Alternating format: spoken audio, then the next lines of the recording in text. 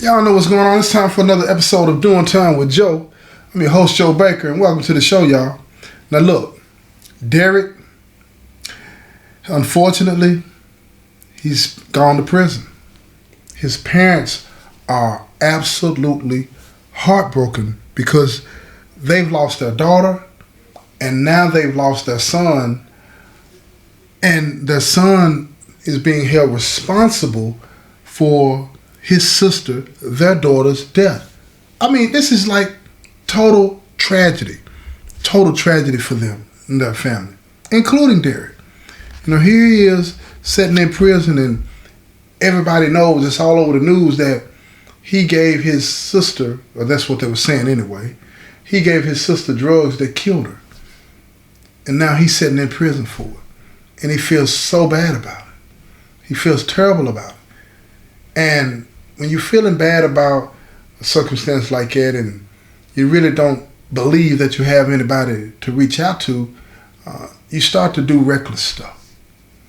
And he started smoking, getting weed wherever he could, buying it and stuff, because his parents were sending him money. They didn't abandon him. They were taking care of him. They loved him nonetheless, and they were going to continue to love him because they understood the situation, a little bit better. They know he didn't intentionally want this to happen to his sister, So he's in prison and he's spiraling out of control, and everybody is trying to, when you have somebody like that to come into the system, people, a lot of people take advantage of it, but you have other people to be like, man, it's going to be okay.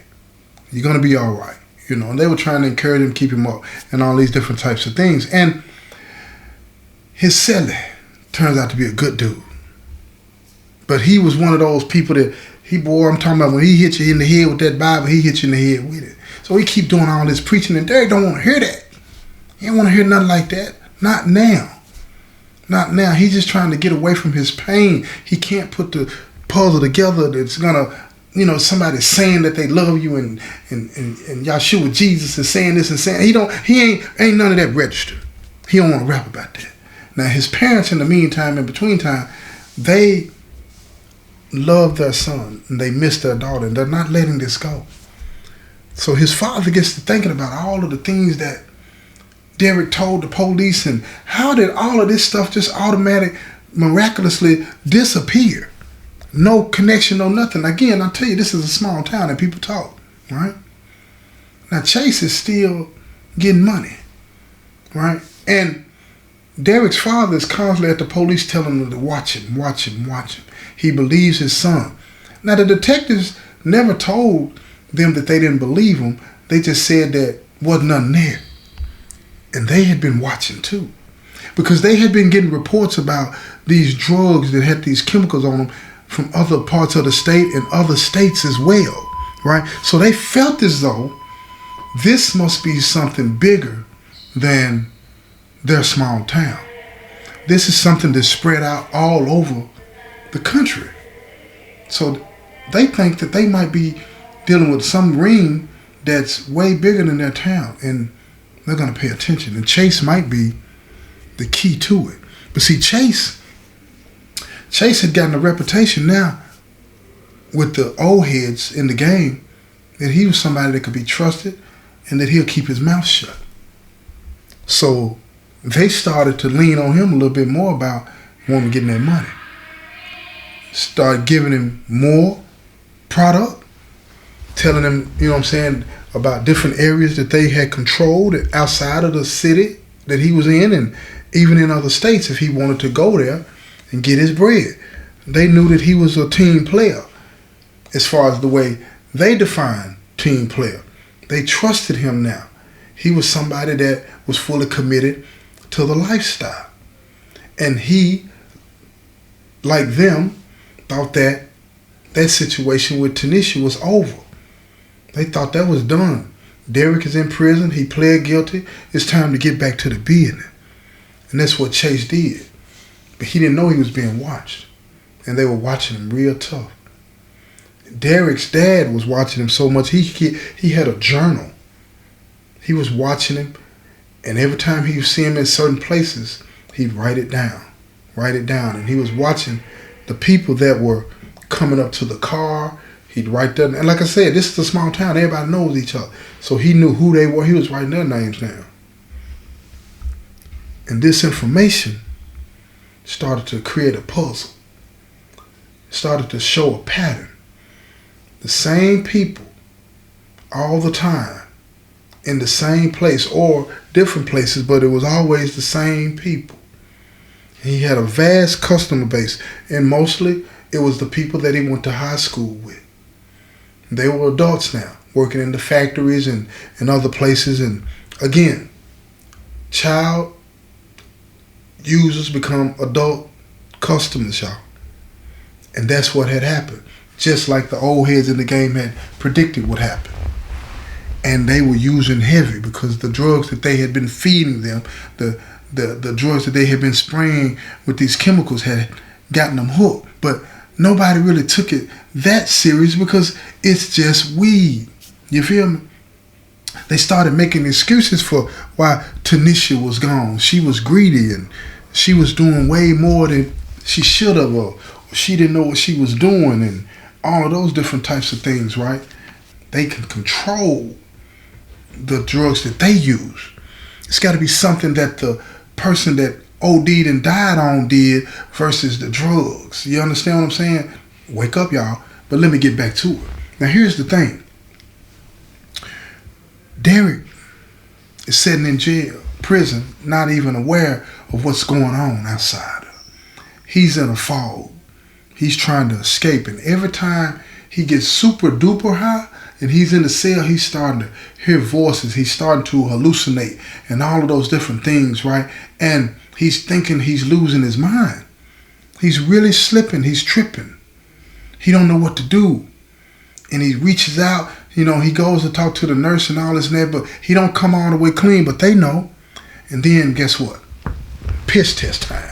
See, he wasn't familiar with all that. Been running around smoking like Chief Wahoo and not thinking that they were going to do something to him one day. So he gets a piss test and he fails. And when he failed the piss test, they gave him an option. Said, look here, you go to drug treatment and the write-up disappears in 6 months, you keep your visits, or you don't, you get found guilty, you go to the hole for 10 days and you lose your visits for a year. What do you want? He opted for the 6 months. So he went to drug treatment and he's sitting in his drug treatment class every day from 8 to 3, learning all of the different reasons why he shouldn't be using and all of these different types of things. And it's starting to seep in. So you got to catch people when they're in their vulnerable moments, in their sober moments, for the information to sit in and stick.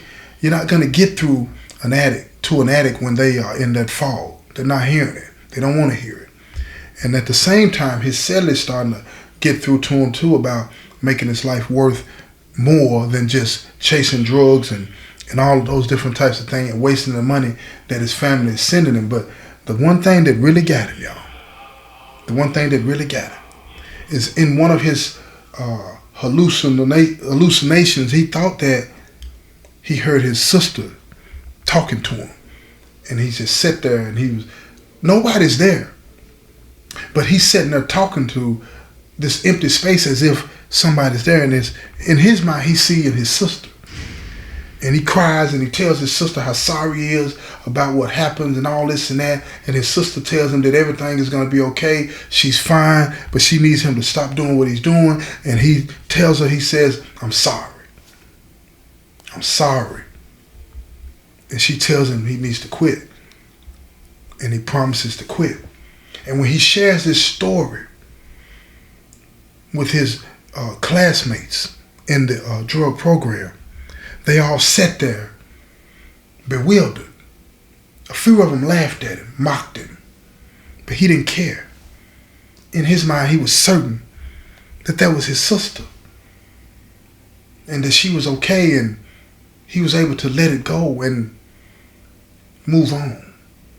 Now he's taking these classes, he's learning, he's doing all these different types of things, and he's getting better.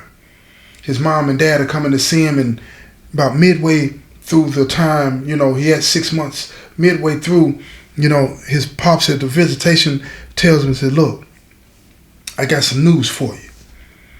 And he said, what's going on, Pops? And he says, look, Chase has been arrested. And that triggers something in him.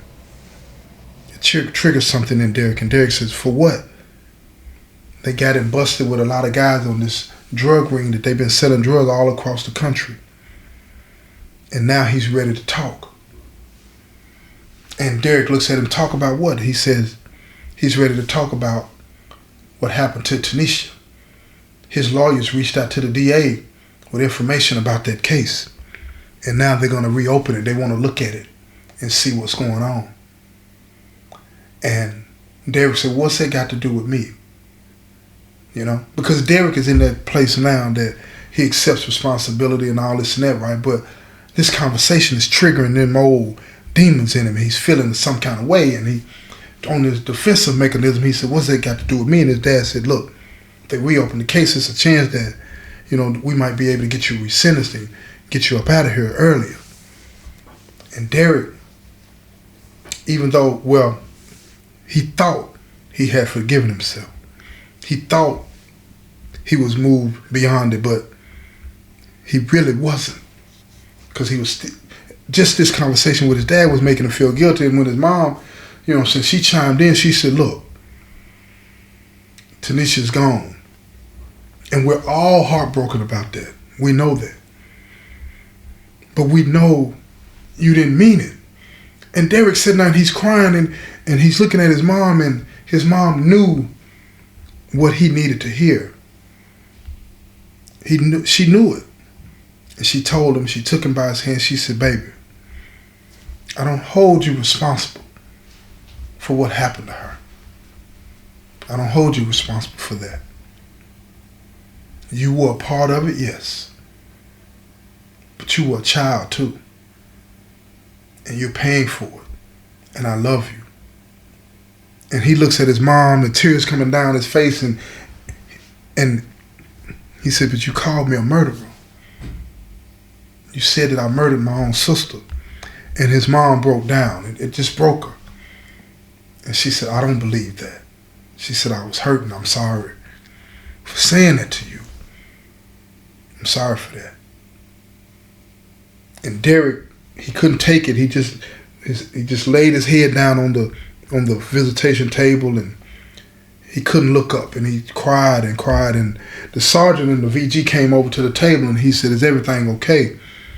And Derek's father got up and motioned for the sergeant to walk to the side with him, and he told the sergeant what was going on. And the sergeant said, okay, all right, I'll let y'all continue that conversation, because he had gotten to know Derek too, and he thought Derek was doing quite well in the class, and he understood the situation a little bit better now. So he went back to his desk. He kept monitoring and watching, but he went back to his desk, and Derek got it out, and his mom got it out, and they hugged and kissed at the end of the visit. And she told him, she said, I love you, my son, and I'm always going to love you, and I'm sorry for hurting you like that. But I was hurting too. And he said, I know, Mom, I'm sorry. I'm sorry that I had anything to do with that. And that guilt, look here, let me tell y'all something, how tricky that guilt is. See, that guilt was setting all over. His mom had forgiven him. In his hallucinations, he thought he heard his sister forgiving him. Right? All of these different types of things. And yet he still felt this heaviness on his back. He still felt this heaviness on his back, as if, you know, he couldn't get beyond it. And I know a lot of y'all might feel like that, because you get in situations and you try to move on with your life, but you're still always reminded of something that you did yesterday to somebody and all this and that, and you don't want to move beyond it. Even if the person told you they forgive you, you might still be holding on to that thought, that memory. But what you got to learn, what you got to do, is say that exists no more. Yeah, I know that sounds easy to say, but see, your actions gonna speak to you accepting responsibility for what you did in the past. Right? Listen to what I'm saying. What you did in the past, what we all have done in the past, the way we carry on and live for the future is going to determine or dictate to people if we accept responsibility for that. What do I mean by that in detail? If you're doing different things and living a better life, you're accepting responsibility, right? If you're faking, you know you're faking. Listen to me. If you're faking, you know you're faking. And if you're faking, then you're not really living for the future. You're trapped in the past. You can't do that. You got to mean what you say going forward by doing what you said you would do. Live different. Be different. Right? And those things that happened in the past, they become a distant memory. And one day, you won't even recognize that person in the past. Was that person real? Yes. Is that who you are today? No. And you'll have those individuals that will try to remind you of who you were. Don't get mad at them. Pity them. Pray for them. Want to know why I say that? Because they're trapped. They're trapped back there and they want somebody to be back there with them. Do you understand? Listen to what I'm saying. So see, Derek was in that place. He was in that place. He was back there, but he was still having thoughts of doing things, the wrong way. Even though he was in class and it appeared that he was taking responsibility, he still had those moments where he wanted to go get high, right? And he started to beat himself up for that guilt and that shame when all he had to do was say no and let the process take place. And eventually he would have been able to let it go. And he had to learn it the hard way, and that's what I'm going to tell you right now. See, it's a hard way to learn things too, y'all. I'm telling you, the universe will intervene. Woo! When the universe intervenes on it, I'm telling you, it's going to get rough. But it's going to get better for you. It's going to get better. And then this is what happened. Look here, check this out. One day, now let me tell you this. See, in the penitentiary, y'all, I've told y'all before in some of my other episodes. Y'all need to listen to what I'm trying to tell you. See, you see and you don't see. You hear and you don't hear. Don't make sense, but that's how it works in here. You understand? So see, one day, Derek is watching. He's outside in an area where it's a fence, and he's on the sidewalk, and he's just chilling, watching the scene, because in the penitentiary, you got to keep your head on the swivel, see what's going on around you, and all of these different types of things. So he's watching, and he see this dope boy that's a gang member. He's seeing, and he see this police that's coming by, right? And he drop off that pack. Now, he ain't supposed to be watching like that, but he couldn't take his eyes off of it. He couldn't take his eyes off of it. He sees it, And then immediately what flashed in his mind is some of the things that he learned in the drug class that he's still in, right? And it was like, and when you're involved in that lifestyle, what you don't know is you're funding the cartels overseas that's selling these drugs, that's trafficking young women, sex trafficking and all this and that. When you indulge in that lifestyle, you're causing harm and pain to your community. When you indulge in that lifestyle, you're causing harm and pain to your family, right? The ripple effects of all of this stuff, right? The things that people don't see. So that's what started flashing through his mind as he's watching it, right? And that righteous indignation started to well up in him, and he almost was all right. But he caught himself staring, and while he was staring, lo and behold, the gang member drug dealer saw him looking at him, and they were looking at each other, and it didn't turn out to be too good, because when he looked back at Derek, he gave him that look. He snarled at him. He showed him his teeth, y'all. Y'all know what I'm talking about when you get up in that stance and you looking at somebody, you know what I'm saying, when you trying to let them know, look here, mind your business. It was that look right there, right? You understand? So right then and there, Derek bowed his head in a submissive way, right? And that made the gang member laugh, like, yeah, I got this sucker. You know what I'm talking about? So then the gang member and the officer, they walk out.